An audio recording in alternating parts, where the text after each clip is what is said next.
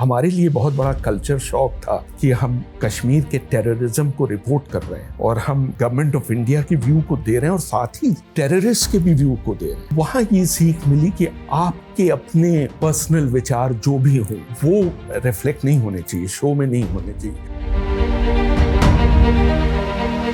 Retirement कैसी लग रही है? जर्नलिस्ट कहाँ रिटायर होता है?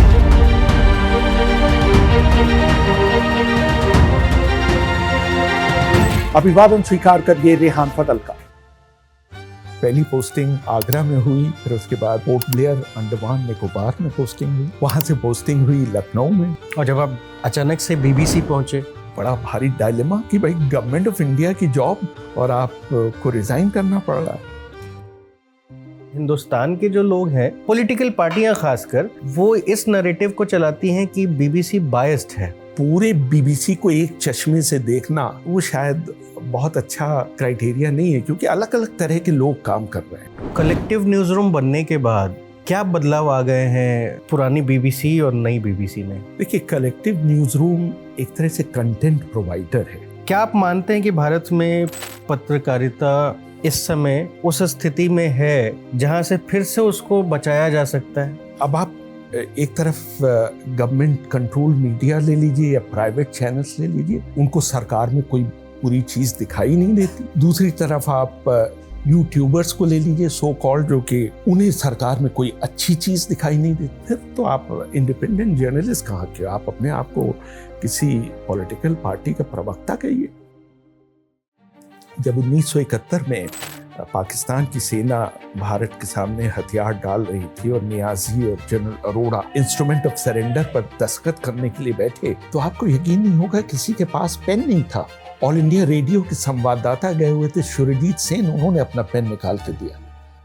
पामेला माउंटबेटन ने अपने हाथ से लिखा है। मेरी माँ रेजिस्ट नहीं कर पाई अपने आप को रोस्टेड चिकन खाने से, तो कुत्ते के लिए लाया गया चिकन भारत की फर्स्ट लेडी ने खाया।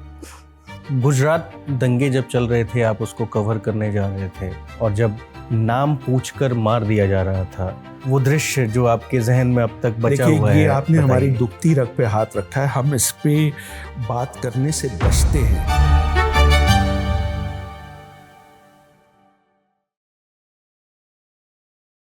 नमस्ते, मेरा नाम अनिल शारदा है। आप मुझे सॉल्ट पर देख रहे हैं और ये कार्यक्रम है पीपल्स अफेयर। और आज हमारे मेहमान आप सबके प्रिय और हम सबके श्रेष्ठ रेहान फजल साहब हैं। बहुत बहुत धन्यवाद, बहुत बहुत शुक्रिया सर, हमें मौका देने के लिए, समय देने के लिए। बड़ा अच्छा लग रहा है आपसे बात करके। रिटायरमेंट कैसी लग रही है बीबीसी से? रिटायर, जर्नलिस्ट कहाँ रिटायर होता है?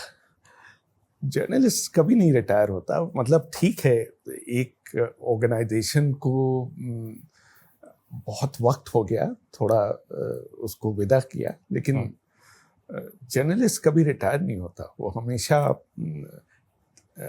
चीज़ों के बीच में रहता है।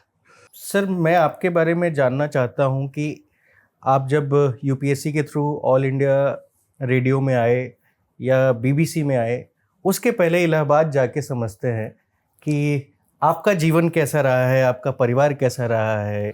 देखिए, हमारा जन्म तो इलाहाबाद में हुआ, लेकिन हमारे जो फादर थे वो पब्लिक सेक्टर में थे। कई कंपनीज में भारत में अलग अलग जगह उनका तबादला होता रहा, तो उनके साथ हम भी जाते रहे और भारत के कई हिस्सों में हमने पढ़ाई की। अब आपको थोड़ी सी झलक दें तो कोरबा एक जगह है छत्तीसगढ़ में, वहाँ पर बाल्को एक कंपनी थी, भारत एल्युमिनियम कंपनी, वहाँ हमारे फादर काम करते थे। वहाँ फिर बोकारो, जो कि अब शायद झारखंड में है, उस ज़माने में बिहार में होता था। कानपुर से हमने इंटरमीडिएट और ग्रेजुएशन किया। वहाँ का एक बड़ा मशहूर कॉलेज है क्राइस्ट चर्च कॉलेज, वहाँ से। और इत्तेफाक देखिए कि जहाँ से शुरुआत हुई थी, जहाँ जन्म हुआ था, वहाँ वापस लौटे और इलाहाबाद विश्वविद्यालय से फिर हमने अर्थशास्त्र में मास्टर्स की डिग्री ली। तो इस तरह कई जगहों में, कई राज्यों में, कई जगहों में पढ़ना हुआ और रहना हुआ। इन शहरों ने आपके भीतर क्या बदलाव लेकर आए?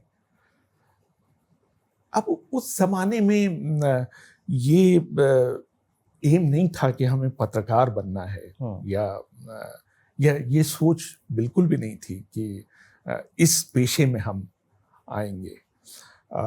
करंट अफेयर्स में ज़रूर रुचि थी, मतलब पैशन था करंट अफेयर्स के लिए। बल्कि शायद आपके लिसनर्स को ये जान के थोड़ा आश्चर्य हो कि हमने करीब 8 साल की उम्र से अखबार पढ़ना शुरू कर दिया था, कवर टू कवर। ये नहीं कि सिर्फ हेडिंग देख ली या स्पोर्ट्स पेज देख लिया। तो वो पैशन था, लेकिन इसका मतलब ये नहीं था कि पत्रकारिता में ही आना है। वो इत्तेफाक हुआ। वो शुरू में सिविल सर्विसेज में बैठे, इंटरव्यू तक गए। पता नहीं क्यों, हमें तो बड़ी उम्मीद थी कि शायद हो जाएगा, शायद फिर दूसरा करियर होता, लेकिन किसी वजह से नहीं हो पाया। बहुत कम नंबरों से मिस कर गए। फिर अब ये जो सिविल सर्विसेज देते हैं वो ही समझ सकते हैं कि साहब एक बड़ा भारी क्वेश्चन मार्क होता है कि अब इसके बाद क्या। तो सिर्फ हमें तो सिर्फ न्यूज़ आती थी और करंट अफेयर्स आता था। तो एक रेडियो में एक नौकरी निकली, उसमें अप्लाई किया। वो बहुत मतलब जिसे कहा जाए कि बहुत ऊंचा पद नहीं था उसमें, वो ट्रांसमिशन एग्जीक्यूटिव की नौकरी थी। हमें लगा कि ये शायद ये जगह हमारे लिए नहीं है। मतलब आ गए क्योंकि नौकरी निकली, अप्लाई किया, चुन लिए गए, वो भी कंपटीशन से। लेकिन फिर यूपीएससी ने एक पोस्ट निकाली प्रोग्राम एग्जीक्यूटिव की, और उसमें हमने अप्लाई किया। और वो बड़ा प्लेजेंट सरप्राइज था। इंटरव्यू में बुलाए गए और इंटरव्यू में हमारा सिलेक्शन हुआ। न सिर्फ सिलेक्शन हुआ, उसमें हमें भारत में पहला स्थान मिला उसमें। और इस तरह से रेडियो में आना हुआ। लेकिन ब्रॉडकास्टिंग का भी नहीं पता था, किस तरह बोला जाता है इसका कुछ भी अंदाज़ा नहीं था। लोगों को देख के, लोगों को सुन के अंदाज़ा हुआ, और फिर ये लगने लगा कि शायद हम थोड़ा बेहतर कर सकते हैं, या जो लोग कर रहे हैं उससे बेहतर कर सकते हैं। तो इस तरह से सीख के ये मत समझिए कि कहीं हमने ट्रेनिंग ली, कहीं किसी इंस्टीट्यूट में मीडिया की पढ़ाई की, ऐसा कुछ नहीं था। सिर्फ लोगों को देखा, लोगों को सुना, और ये लगा कि शायद हम भी ये कर सकते हैं। तो इस तरह से रेडियो में आना हुआ, और कई जगह पहली पोस्टिंग आगरा में हुई, फिर उसके बाद पोर्ट ब्लेयर अंडमान निकोबार में पोस्टिंग हुई। क्या बात है। और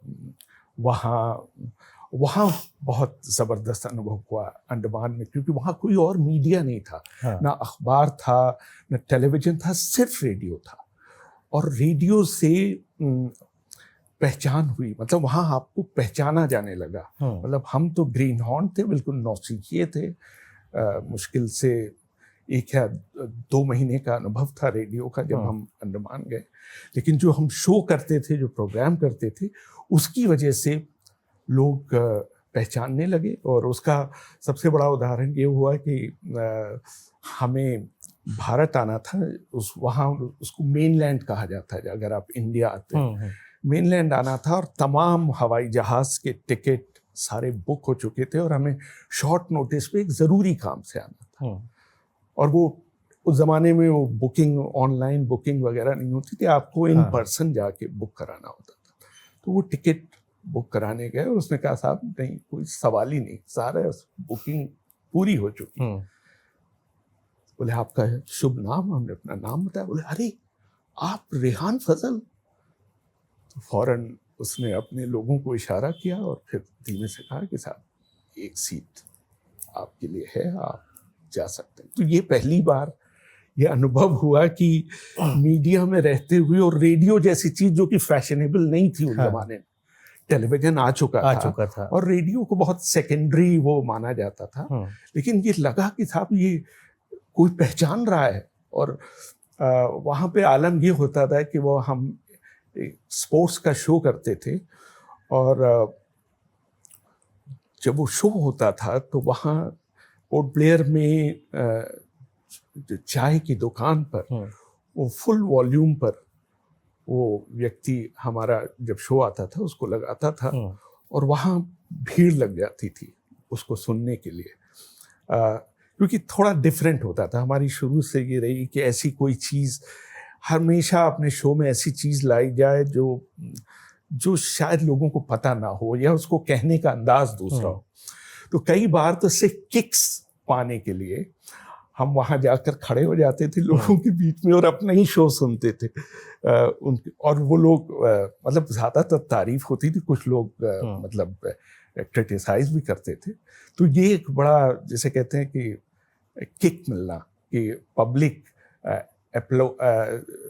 किस तरह से आपको अप्रिशिएट कर रही है, पब्लिक की प्रशंसा आप लाइव देख पा रहे हैं। तो वो वहाँ से एक तरह से जिसे कहते हैं कि चस्का लगा रेडियो का।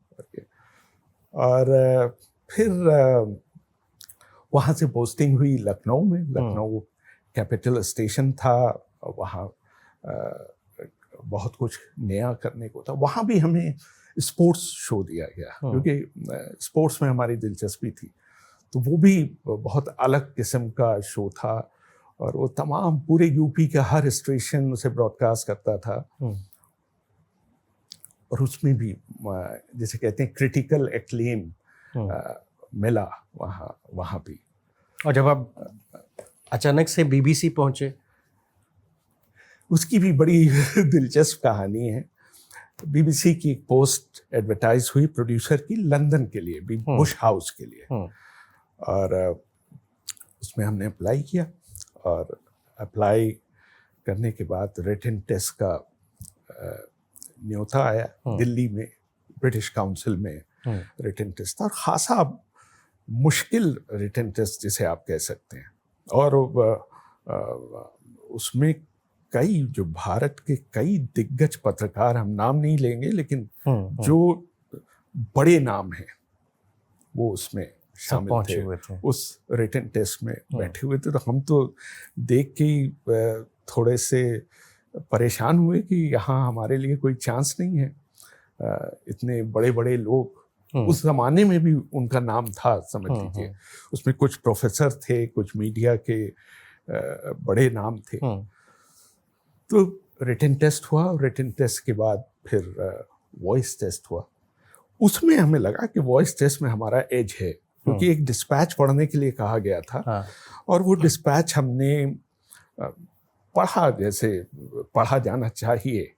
उसमें हमें लगा कि अगर वॉइस टेस्ट पे बात आएगी तो शायद हमें वो लोग चुन लें। तो साहब वो देके वापस आ गए। उस जमाने में फ़ोन नहीं होते थे, मतलब मोबाइल तो दूर, ये वाला फ़ोन भी बहुत एलीट्स के यहाँ होता था। आम लोगों का, हमारे घर पे फ़ोन नहीं था। हमारे दफ्तर में एक फ़ोन आया कि साहब दिल्ली से आपके लिए फ़ोन है। तो हम फ़ोन रिसीव करने गए तो वहाँ बीबीसी की एक रिसेप्शनिस्ट थी। उसने कहा कि साहब आपको कल इंटरव्यू के लिए आना है। हमने कहा चलिए अच्छी बात है। फॉरेन ट्रेन का टिकट कटाया और 3rd क्लास में। टिकट क्या कटाया, वो रिजर्वेशन वगैरह तो एक दिन में होने का सवाल ही नहीं था। वो उसमें लटक के किसी तरह दिल्ली पहुंचे। और जब, क्योंकि हमने एक्साइटमेंट में उससे यही नहीं पूछा कि भाई इंटरव्यू कहाँ होगा, तो हमने ये अज्यूम किया कि जहाँ हमारा रिटन टेस्ट हुआ है, जो कि ब्रिटिश काउंसिल में हुआ था, वहाँ पे ही इंटरव्यू होगा। तो साहब हम सूट वूट पहन के, टाई वाई बांध के वहाँ पहुँच गए। देखा वहाँ ताला लगा। संडे का दिन, ताला, वहाँ कोई आदम जात का नाम नहीं। तो आप क्या करें, क्योंकि हम उससे ये पूछने ही भूल गए थे कि भाई कहाँ आना है आपको। तो हमने एक कॉमन सेंस लगाया और कि भाई बीबीसी के दफ्तर ही में होगा और कहाँ होगा। सही बात है। बीबीसी का दफ्तर उस जमाने में आईफैक्स बिल्डिंग में होता था, पार्लियामेंट के सामने रफी मार्ग पे। तो हमने कहा एक चांस लेते हैं। ये आप 1996 की बात बता रहे हैं? ये 95 की बात बता रहे हैं। 95 दिसंबर की बात बता रहे हैं। तो साहब हम वहाँ पहुंच गए आईफेक्स बिल्डिंग, और आईफेक्स बिल्डिंग में जो साहब हमें छोड़ने आए थे उनसे हमने कहा कि आप बैठिए अभी कार में, मैं अभी ऊपर होके आता हूँ कि ये जगह है भी या नहीं, लेकिन ये तो कम से कम पता चल जाएगा कि इंटरव्यू मालूम कर लिया जाए, इंटरव्यू कहाँ हो रहा है। अब आपको आईफेक्स बिल्डिंग का अंदाजा नहीं, वहाँ लिफ्ट नहीं है आईफेक्स बिल्डिंग, और सीढ़ियाँ यूं घुमावदार सीढ़ियाँ हैं। उस लबोलबाब ये कि उस पर जब आप ऊपर चढ़ते हैं तो वो स्ट्रगल होता है, आप हाँप जाते हो ऊपर चढ़। तो जब हम दौड़ते हुए चढ़े, और क्योंकि जल्दी थी और ये पता लगाना था, तो जब हम रिसेप्शन पे पहुंचे तो मतलब हमारी सांस पूरी तरह से उखड़ रही थी, और जिसे कहते हैं कि आप 100 मीटर की दौड़ लगाते हुए आप पहुंच रहे। हमने पूछा हाँपते हुए कि भाई इंटरव्यू यहीं हो रहा है? उसने कहा अरे आप आ गए, आप ही का नंबर है अंदर। मतलब अभी तो हम हाँफते हुए अंदर पहुंचते हैं। अंदर 3 लोग दिग्गज बीबीसी के रिचर्ड हैरिस होते थे चीफ उस जमाने में, वो उनके साथ 2 लोग और वो इंटरव्यू लेने के लिए तैयार। हमने उनसे कहा कि ऐसे जनाब अभी रुकिए, थोड़ा सांस ले लेने दीजिए। उनको बैकग्राउंड पता नहीं कि वो समझ रहे कि आदमी नर्वस है या क्यों इस बुरी तरह से क्यों हाँप रहा है। बहरहाल हमने पानी का गिलास पिया और फिर भी नॉर्मल होने में पूरे 5 मिनट लग गए। इंटरव्यू शुरू हुआ, और इंटरव्यू क्या था, मतलब आप समझ लीजिए कि सिविल सर्विसेज का इंटरव्यू हम दे चुके थे। सिविल सर्विसेज का उस स्तर में उससे किसी भी हालत में कम नहीं था। हमें प्लेजेंट सरप्राइज ये हुआ कि जो बोर्ड के चेयरमैन थे, और बड़ा इनफॉर्मल इंटरव्यू हो रहा है, मतलब वो सब इसी तरह का सोफा पड़े हुए हैं, वहाँ हम हैं, कोई कुर्सी पे पैर ऊपर करके बैठा हुआ है, कोई जीन्स पहने हुए है, मतलब बहुत ही इनफॉर्मल टाइप का। हम रिचर्ड हैरिस ने खालिस हिंदी में हमसे सवाल पूछना शुरू। क्या बात है। और साहब हम समझे कि अच्छा, हम कल्पना में नहीं कर सकते थे कि अंग्रेज हिंदी बोल सकता है।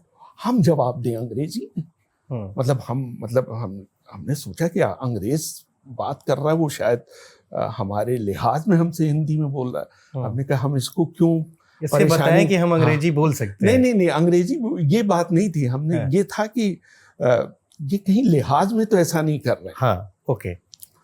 तो हम अंग्रेजी में हमने जवाब।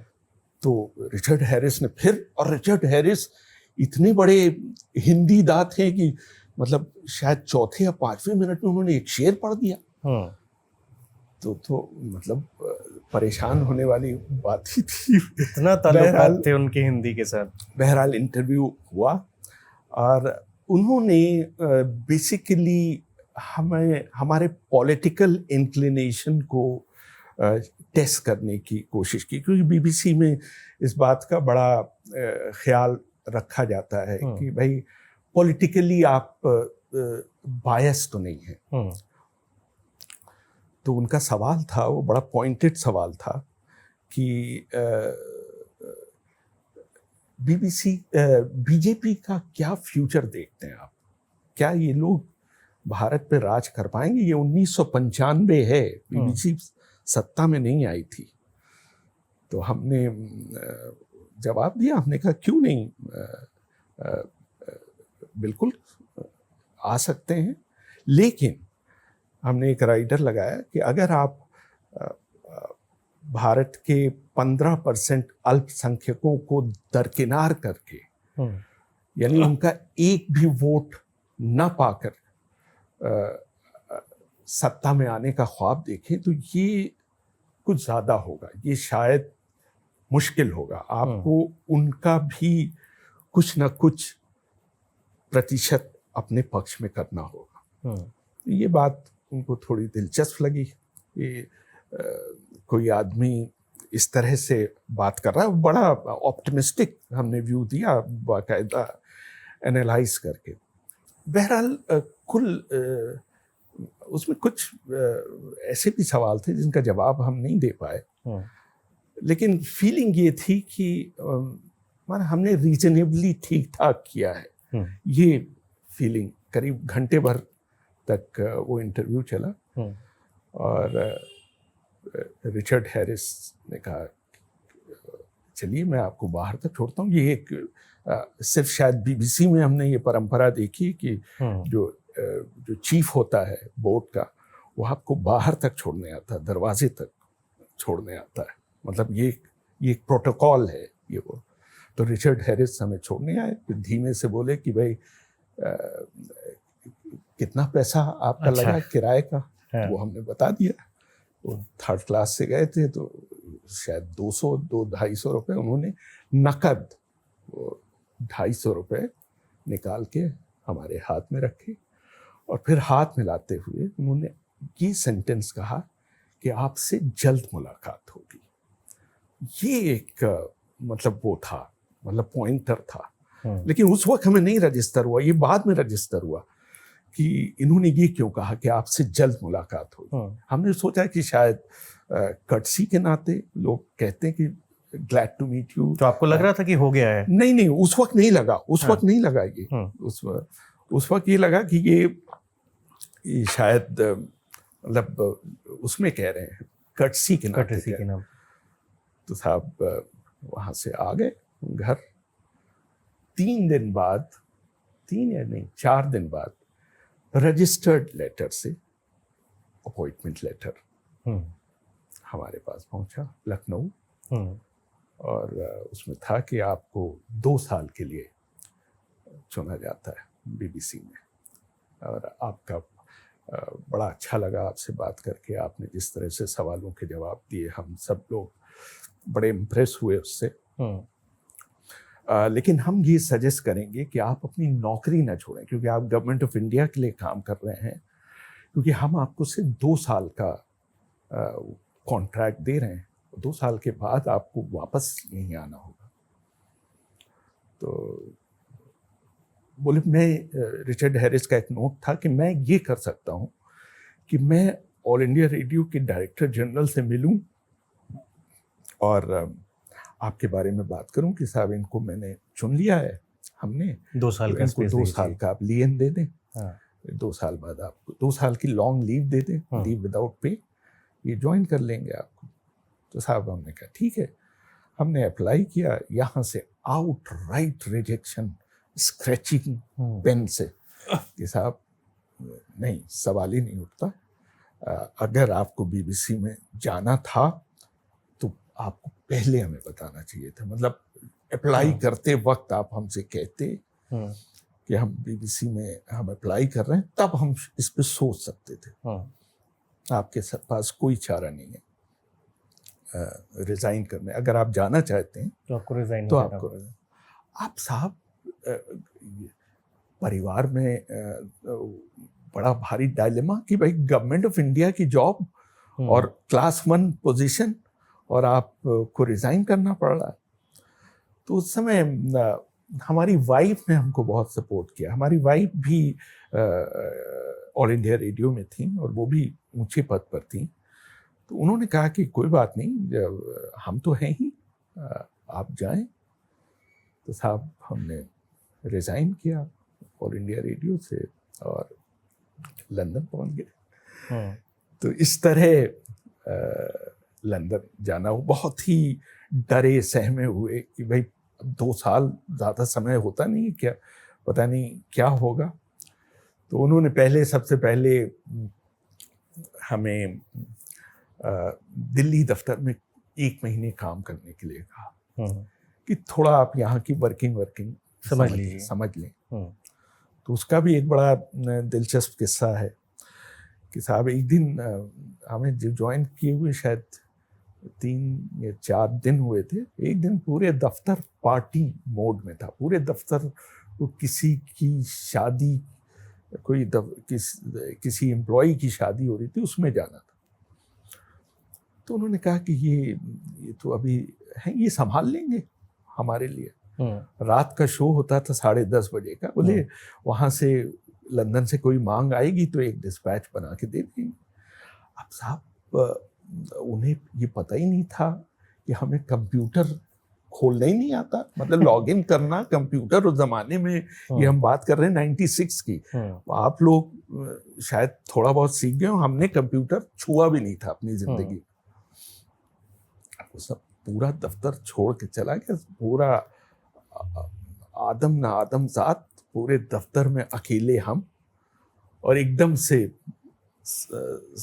10 बजे लंदन से फोन आता है कि साहब, अब हमें वो याद नहीं है कि कोई एक पॉलिटिकल डेवलपमेंट था, इस पे एक रिपोर्ट फाइल कर दीजिए। अब साहब हम रिपोर्ट कहाँ से फाइल करें, मतलब कोई एक्सेस हो, उस जमाने में इंटरनेट भी नहीं था, माफ कीजिएगा, ये यूपीआई और पीटीआई के वो टेलीप्रिंटर होते थे जिसपे से खबरें आती थी। अब हम उनसे किस तरह से कहें, हमें कहते हुए भी शर्म आ रही कि दफ्तर में कोई नहीं है, हमें इस्तेमाल करना नहीं आता। तो हमने बचाव के लिए कहा कि आप, ऐसा है कि रिपोर्ट आप क्या लेंगे, आप हमें लाइव ले लीजिए। तो वो जो सब्जेक्ट था, वो सब्जेक्ट हमें याद नहीं है, उन्होंने कहा ठीक है आप 2 मिनट बोल दीजिए। हमने एक्सटेम्पोर उस पर बोल दिया, लेकिन इट वाज ए क्लोज शेव, मतलब हमें बोलते बोलते पसीना आ रहा था कि कुछ भी गलत हो, आप लाइव जा रहे हैं, मतलब उसमें पहली बार जिंदगी में, पहली बार, और पूरी दुनिया सुन रही है। बीबीसी लंदन का मतलब है सिर्फ भारत में नहीं है, हर जगह आपको सुना जा रहा है। तो इस तरह से शुरुआत हुई। फिर बहुत खूबसूरत शुरुआत है, पहला अनुभव ही एकदम। अच्छा सर, मुझे एक चीज़ बताइए कि एक सरकारी संस्था में काम करना और जिसमें बहुत तरह की बंदिशें होती हैं, और एक एकदम स्वतंत्र मीडिया में जाके काम करना, कितना अलग अलग अनुभव रहा इसका? बहुत बहुत फर्क। लेकिन एक गलतफहमी दूर कर दें कि सरकारी मीडियम में इस तरह की कोई बंदिश जैसी चीज नहीं थी, लेकिन वो लोग ऑर्थोडॉक्स थे, लकीर के फकीर, कि मतलब किसी ऐसे शब्द का प्रयोग ना करना जो प्रचलित ना हो, इस तरह की चीजें, ऐसे सब्जेक्ट जो कंट्रोवर्शियल हो उनको जरा बहुत, कोई गाइडलाइंस या कोई जिसे कहते हैं डिक्टेट जैसी चीज नहीं थी कि ऐसा करिए और ऐसा ना करिए, लेकिन ये परंपरा थी। तो ये उससे उसको भी उस मिलियू में भी रह के हम उसको तोड़ने की कोशिश करते थे। लेकिन जब बीबीसी गए तो वो एक अलग दुनिया थी, वहां पर कोई इंटरफेरेंस नहीं था। मतलब जो हमारे लिए बहुत आश्चर्य की बात थी कि प्रोग्राम शुरू होने से पहले, हालांकि हमें 3 या 4 महीने बाद इंडिपेंडेंट जो करंट अफेयर्स का शो आजकल होता था वो प्रोड्यूस करने का मौका मिल गया था, लेकिन वहाँ की जो कल्चर थी वो ये था कि प्रोग्राम शुरू होने से पहले आपको कोई ये नहीं बताता था कि क्या लेना है और क्या नहीं लेना है, आप उसके पूरे मालिक होते थे। मतलब हम एक्सेजरेट नहीं कर रहे हैं, बीबीसी का डायरेक्टर जनरल तक आपको ये नहीं कह सकता था कि ये इंटरव्यू कर लीजिए, फलाना इंटरव्यू मत करिए, या ये न्यूज़ रखिए या उसको ड्रॉप कर दीजिए। आप पूरे, मतलब, और ये बिल्कुल जैसे कहा, जिसका अपॉइंटमेंट अभी 3 महीने पहले हुआ है उसको ये आज़ादी दी जाती थी, क्या बात, ये करने की। और वो एक बहुत बड़ा, मतलब एक ऑनर भी था और बहुत बड़ी जिम्मेदारी भी थी कि आप कोई ऐसी वैसी चीज ना करें। तो वो एक अनुभव। लेकिन हाँ, शो के बाद जब प्रोग्राम एयर हो जाता तब उसकी धज्जियां उड़ाई जाती थी, या जो भी तारीफ हो या धज्जियां हो, और ये कहा जाता था कि आप ये कर सकते थे, आपने ये क्यों किया, आपने, तब आपको, मतलब वो पूरा प्लेटफॉर्म आपका रहता था, आपको पूरा डिफेंड करना पड़ता था कि हमने फलाने को इंटरव्यू किया, फलाने को क्यों नहीं किया, ये आपको बताना होता। तो वो एक बड़ी जबरदस्त बहस, जो जिसे कहते हैं कि प्रोग्राम के बाद करीब आधे घंटे फ्री फॉर ऑल हर एक उसमें वो रहता था। दूसरी चीज जो हमने वहां सीखी वो ये कि दोनों पॉइंट ऑफ व्यू या तीनों पॉइंट ऑफ व्यू जाने चाहिए। चाहे आप उससे सहमत हों या ना हो। हमारे लिए बहुत बड़ा कल्चर शॉक था कि हम कश्मीर के टेररिज्म को रिपोर्ट कर रहे हैं और हम गवर्नमेंट ऑफ इंडिया की व्यू को दे रहे हैं और साथ ही टेररिस्ट के भी व्यू को दे रहे हैं, मतलब, और जिसे हम पर्सनली सही नहीं मानते, लेकिन ये एक विश्व ऑर्गेनाइजेशन की ये एक कल्चर थी कि वो दुनिया के लिए ब्रॉडकास्ट किया जा रहा है, वो सिर्फ भारत के लिए नहीं ब्रॉडकास्ट किया जा रहा है।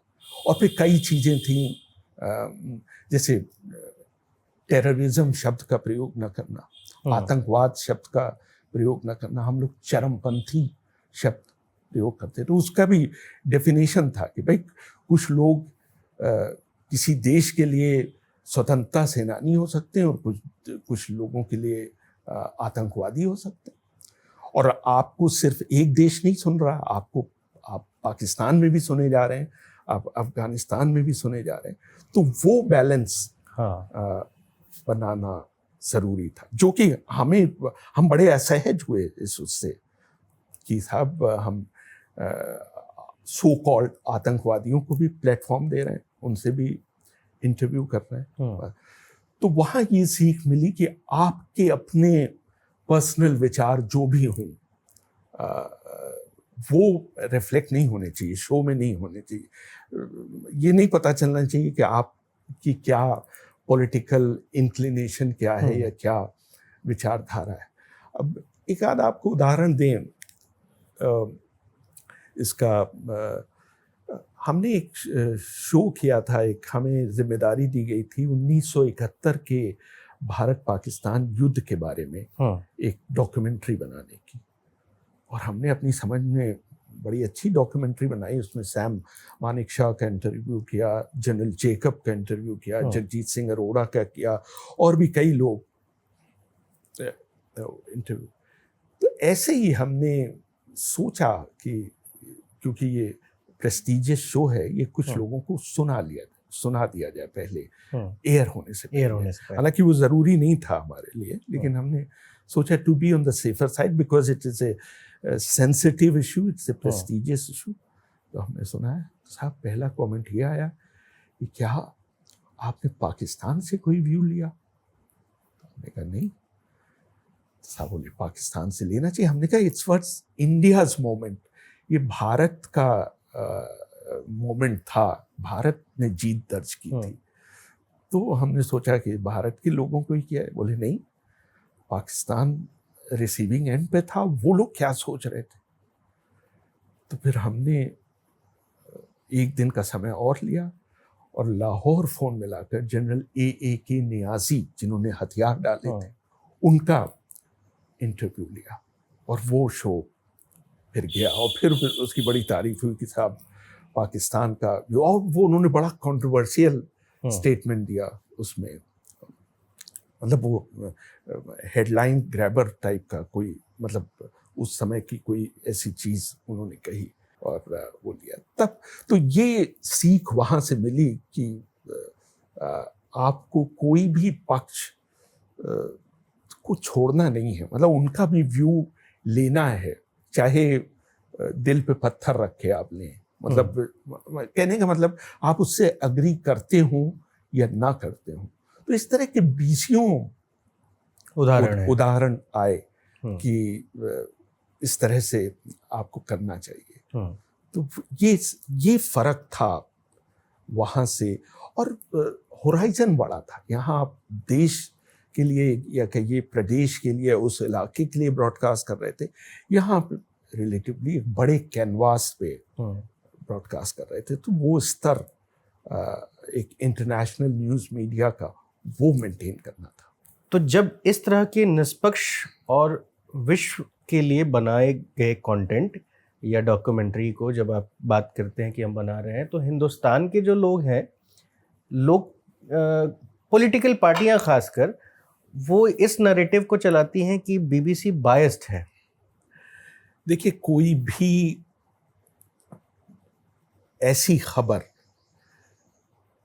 जो आपको थोड़ा दुविधा में डाले या थोड़ा परेशानी में डाले, उसमें ये आरोप लगाना मतलब लाजमी है। मतलब कोई भी कोई भी ऐसी चीज जो आपको मुश्किल में डाल रही हो, लोग इस तरह का आरोप लगाते हैं कि भाई फॉरेन मीडिया है, वो क्या हमारी सेंसिटिविटीज को नहीं समझते हैं और वो करते हैं। अब तो इस तरह के देखिए ऑर्गेनाइजेशन में तरह तरह के लोग काम करते हैं, उन सब की राजनीतिक प्रतिबद्धताएं भी होती हैं, हर कोई न्यूट्रल नहीं होता। बिल्कुल, मतलब हर एक का पॉलिटिकल इंक्लिनेशन होता है। अब ये आर्ट है, ये आपकी प्रोफेशनल इंटीग्रिटी है कि आप अपनी पॉलिटिकल इंक्लिनेशन को पब्लिक को जाहिर ना होने दें। इसमें कुछ लोग सफल हो पाते हैं, कुछ लोग सफल नहीं हो पाते। तो ये मतलब बहुत ही सब्जेक्टिव व्यू है। अब उसको पूरे बीबीसी को एक चश्मे से देखना वो शायद बहुत अच्छा क्राइटेरिया नहीं है, क्योंकि अलग अलग तरह के लोग काम कर रहे हैं। लेकिन इस तरह की कोई सीख एज सच नहीं है, या इस तरह का इंस्ट्रक्शन एज सच नहीं है कि आप भारत विरोधी काम करें या भारत के पक्ष में काम करें। इस तरह की कोई चीज़ें, वो इंडिविजुअल पे डिपेंड करता है। जो बीबीसी के लिए काम कर रहा है वो किस तरह से उसको लेता है। जो आधिकारिक बात है वो ये कि आपको जर्नलिज्म करना है, और वो कभी कभी लोगों को अच्छा लग सकता है, और कभी जब आपकी पसंद की बात नहीं है तो वो आपको बुरा लग सकता है। मैं लिंक्डइन पे आपने एक पोस्ट किया था, उसकी एक लाइन पढ़ रहा हूँ कि there is no particular reason why corporate media houses would support independent journalism, they do not need journalist with moral standard. बहुत कठोर बयान है। क्या आप मानते हैं कि भारत में पत्रकारिता इस समय उस स्थिति में है? खैर ये तो कोई भी कह देगा कि नहीं है, बट मैं ये समझ रहा हूँ कि क्या उस स्थिति में है बची हुई जहाँ से फिर से उसको बचाया जा सकता है? देखिए, अगर आप हमारा निजी विचार जानना चाहें जी तो बिल्कुल, इस समय जो भारत का पत्रकारिता का जो सीन है वो पूरी तरह से बटा हुआ है। या तो आप इस तरफ हैं और या आप उस तरफ हैं। लोगों को ये अंदाजा नहीं है कि आप यहां भी हो सकते हैं। मतलब या तो आप ब्लैक हैं या आप वाइट हैं।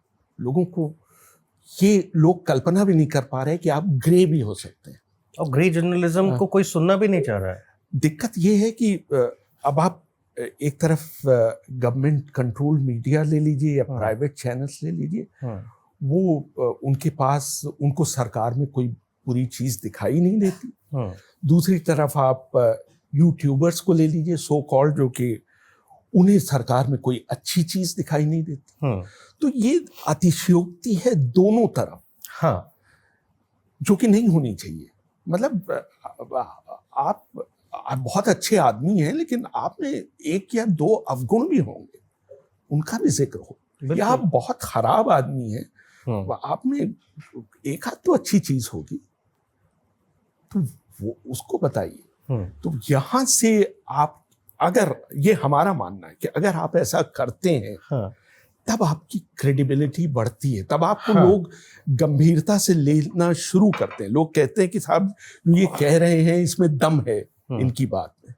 नहीं तो ये तो जॉन्डिस व्यू लगता है। मतलब हर कोई एक निरक्षर आदमी भी सुन के ये बता सकता है कि साहब ये तो एक तरफा चीज है, मतलब ये सही चीज नहीं है। पर यही सर फिर भी होए जा रहा है। अब उसमें लोगों की वेस्टेड इंटरेस्ट है।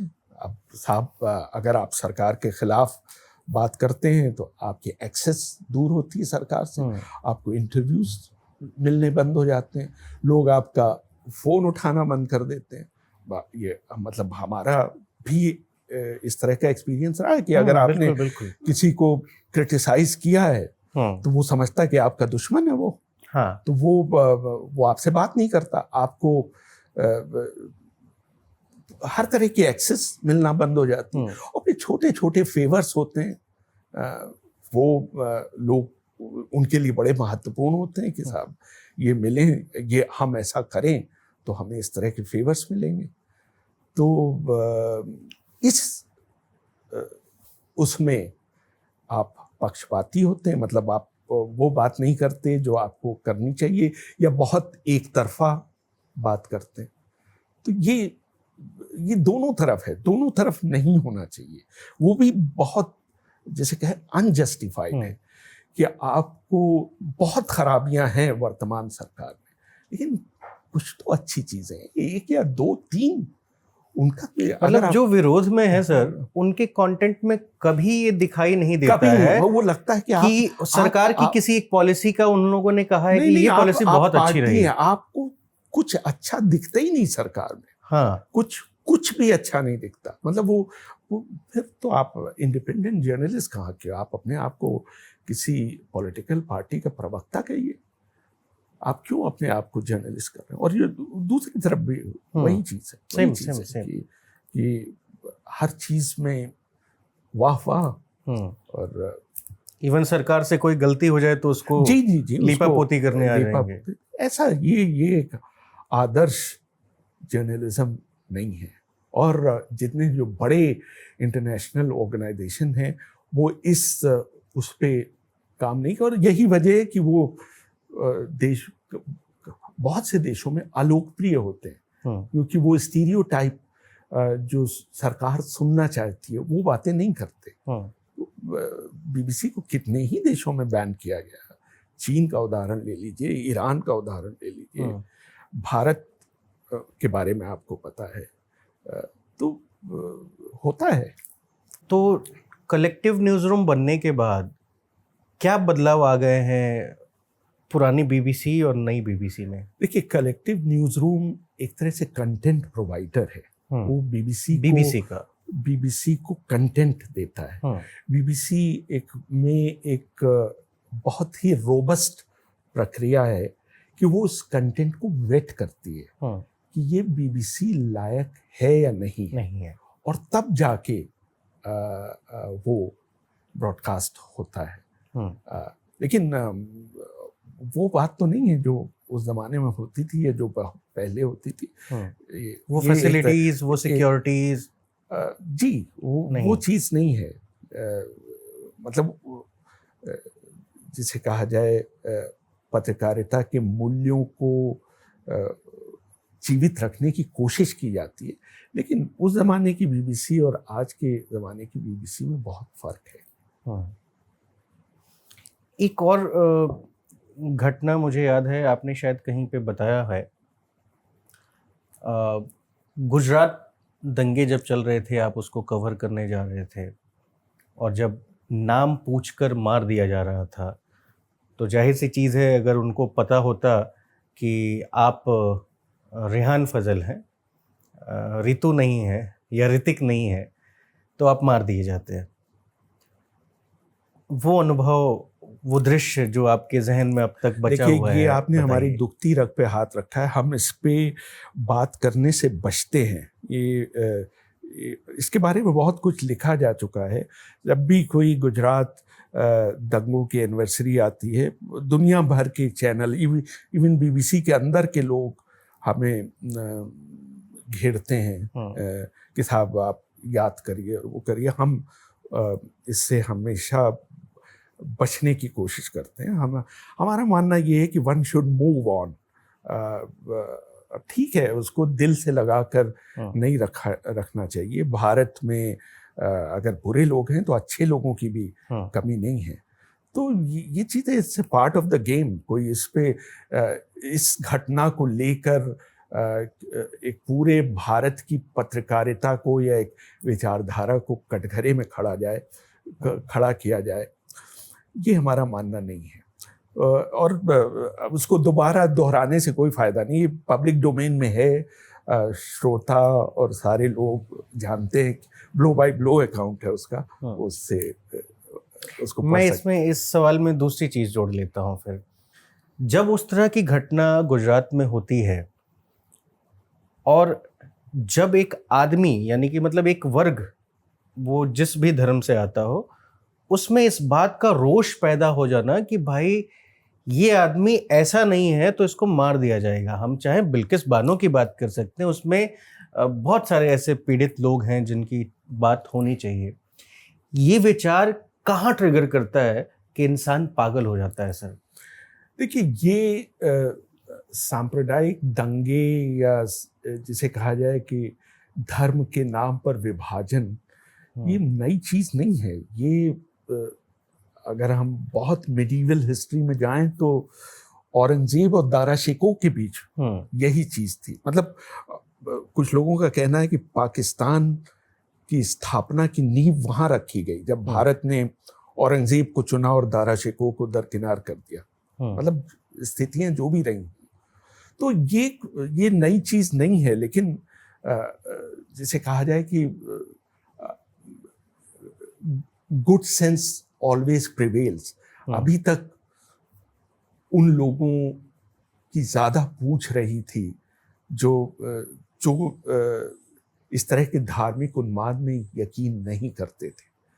अगर आप 47 से लेके अब तक ये अभी बहुत रीसेंट फिनोमेना है, और ये 15-20 साल किसी देश के इतिहास में कोई बहुत बड़ा समय नहीं होता है। अगर आप टोटलिटी में चीजों को लेकर देखें, और वो भी कुछ लोग, सब लोग नहीं। मतलब एक स्टेटमेंट ये दे देना कि बीजेपी में सभी लोग इस तरह के हैं, ये एक्सेजरेशन है। ऐसी बात नहीं है। मतलब लोग जो उनके विरोधी हैं ये जरूर कहें, लेकिन ये कहना कि सारे लोग ऐसे ही हैं, ऐसा नहीं है। वहाँ भी अच्छी सोच, या जिसे कहा जाए रीजनेबल सोच रखने वाले लोग हैं। आपका पूरे 30 बरस बीबीसी में रहना और बीबीसी में अलग अलग मौक़ों पर अलग अलग बड़ी कहानियों को कवर करना, आप अपने 30 साल के पूरे जर्नलिज्म करियर को देखते हैं तो क्या महसूस होता है कि क्या आप सही समय पे एग्जिट कर रहे हैं या बहुत कुछ मिस किया है? नहीं, बहुत ही एक्साइटिंग समय था, ऐसा नहीं है। क्योंकि आप वहाँ बात ख़त्म हो गई थी कि हमने लंदन ज्वाइन किया, लेकिन एक स्टेज पर वहाँ लगने लगा कि साहब ये शायद हमारे साइके को नहीं सूट करता। वो प्रोडक्शन हब था लंदन, वहाँ प्रोडक्शन होता था, तमाम जगह से रिपोर्ट्स आती थी, हम लोग कंपाइल करके उनको प्रेजेंट करते थे। हमें ये हुक उठने लगी कि साहब हम रिपोर्टिंग क्यों ना करें। और यही वजह थी कि हमने मांग कर भारत की पोस्टिंग ली। मैंने कहा लंदन में नहीं रहना, और हम भारत चले आए 2001 में। और उसके बाद से मतलब इंडिया में जितनी भी बड़ी घटनाएं हुई हम मौजूद थे। कई जगह आसपास के देशों में जाना पड़ा, पाकिस्तान जाना पड़ा, ईरान गए। ईरान और अफ़गानिस्तान में उस ज़माने में लड़ाई हो रही थी। ईरान में अहमदीनेजाद के जब राष्ट्रपति चुने गए थे, उनका राष्ट्रपति का चुनाव था, उसको कवर करना था। श्रीलंका, बांग्लादेश, नेपाल में रॉयल मैसेकर हुआ था। पूरा राज परिवार का हर व्यक्ति, सारे व्यक्ति मार दिए गए थे। वहाँ हम सबसे पहले पहुंचने वाले पत्रकारों में से थे, जो घटना के 2 या 3 घंटे के अंदर काठमांडू पहुंच गए। तो इस तरह की चीज़ें। और एक और बहुत दिलचस्प किस्सा है। पाकिस्तान में हम मैरियट होटल में कराची में रुके थे, और वहाँ से रिपोर्ट कर रहे थे भारतीय क्रिकेट टीम का।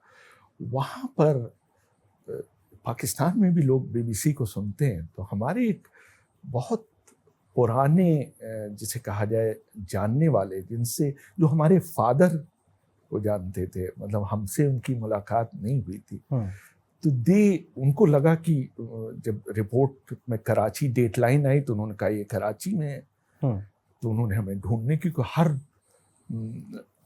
होटल में गए, और आखिरकार उन्होंने हमें ढूंढ लिया मैरियट होटल में। क्या बात। तो वो आए मिलने, और फिर हमें ले गए। फिर वहाँ पर उन्होंने जो बीबीसी के जो डाई हार्ड लिसनर्स हैं उन सबको जमा किया और एक तरह से खाने पर 10-20 लोगों को आमंत्रित किया। तो इस तरह की बड़ी अच्छी यादें हैं। हमने 4 विंबलडन, 3 ओलंपिक खेल, 3 विश्व कप क्रिकेट, ये और 2 एशियन गेम्स, ये BBC के लिए कवर किए। 2003 में जो दक्षिण अफ्रीका में विश्व कप हुआ था उसमें हम थे और वो हमने तेंदुलकर की वो पारी देखी थी पाकिस्तान के खिलाफ। वो ज़बरदस्त इनिंग्स, मतलब हम उन भाग्यशाली लोगों में थे जो उसको देख पा रहे थे, लाइव देख पा रहे थे। और वो सीन हम कभी नहीं भूल सकते कि शुएब अख्तर अपनी पूरी ताकत से, मतलब ऑलमोस्ट बाउंड्री लाइन से उनका रनअप शुरू होता था और रनअप पे जाते थे तो ऐसा लगता था कि जैसे पवेलियन आ रहे हों किसी काम से। और उन्होंने सचिन तेंदुलकर को करीब 100 मील की रफ्तार से गेंद की थी। उन्होंने एक अपर कट लगाया था जो कि स्लिप के ऊपर से 6 के लिए चला गया था। और एक और उन्होंने एक स्ट्रेट ड्राइव खेला था शुएब अख्तर पे। शुएब अख्तर अपना फॉलो थ्रू भी पूरा नहीं कर पा रहे थे, मतलब वो अभी मूवी पे थे और गेंद बाउंड्री लाइन पर रस्से को चूम रही थी। तो वो अनुभव भी देखने को मिला, सुनने को मिला।